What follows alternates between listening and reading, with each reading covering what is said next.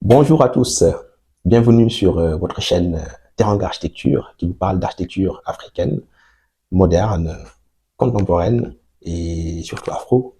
Et donc aujourd'hui, j'ai le plaisir de partager avec vous un projet assez atypique.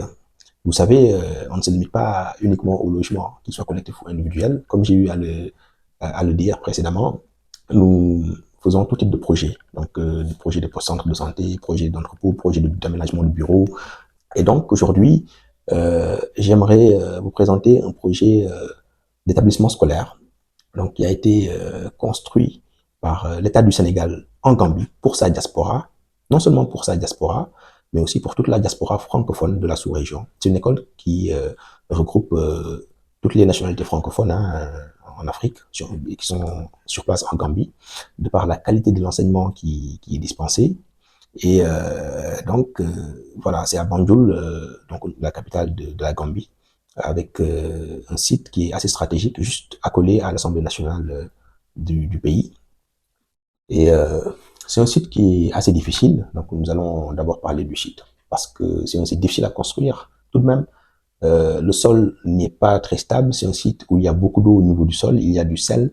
On peut dire que les conditions géologiques ne sont pas très favorables au niveau de ce site-là. Donc, ce qui, en tout cas, entraîne des études assez poussées pour pouvoir régler les questions de niveau d'eau, éviter les inondations, etc., etc.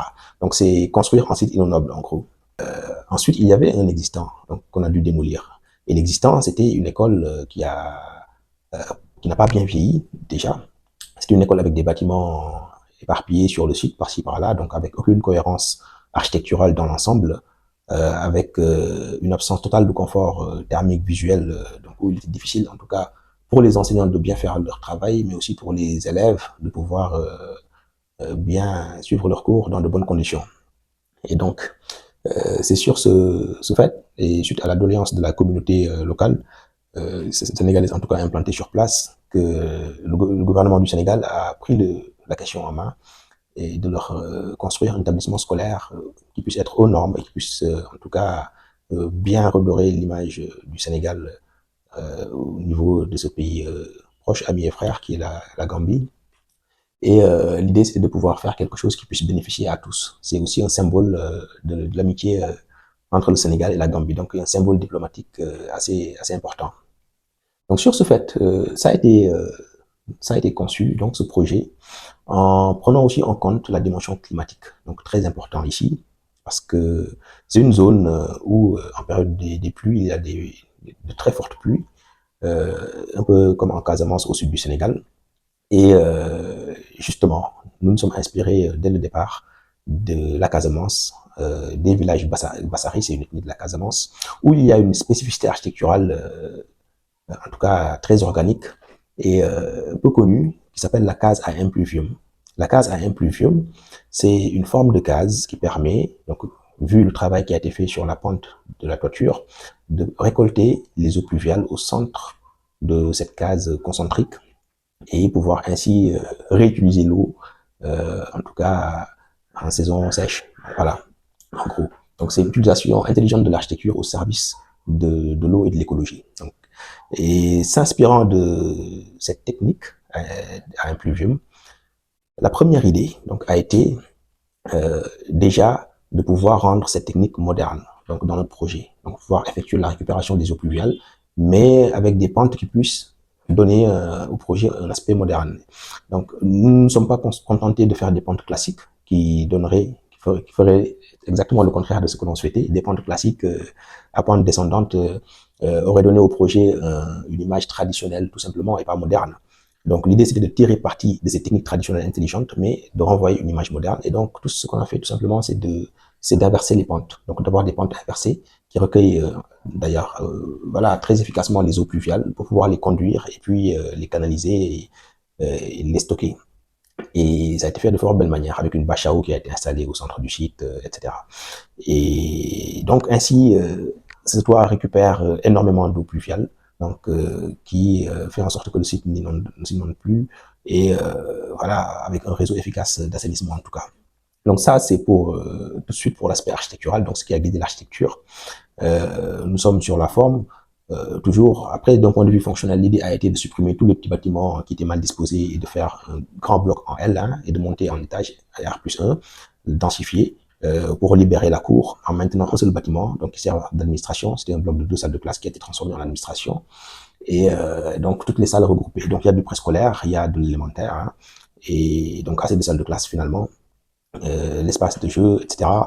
Et un travail a été fait aussi sur l'architecture par les ouvertures, les types d'ouvertures et leur disposition. Et aussi, vous voyez que ce sont des fenêtres rondes qui sont assez peu communes.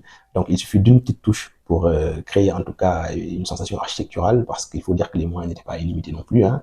Et donc, en jouant aussi sur les poteaux. Donc, pourquoi avoir des poteaux raides, tout tristes, qui sont le degré zéro de l'architecture. Donc l'idée ici est de s'inspirer des sculptures africaines pour un peu faire danser les poteaux entre guillemets. Donc vous avez des formes géométriques simples tout de même, mais au moins qui viennent rythmer un peu la forme des poteaux pour ne pas avoir des poteaux classiques. Et jouer sur les codes couleurs, jouer sur la perception visuelle là aussi. Le fait d'avoir ce blanc et ce jaune qui sera combiné au vert de la végétation, cela permet en fait d'avoir un ressenti positif, d'avoir des ondes positives un peu par rapport à la perception que l'on a du site. Donc ça contribue à la bonne humeur.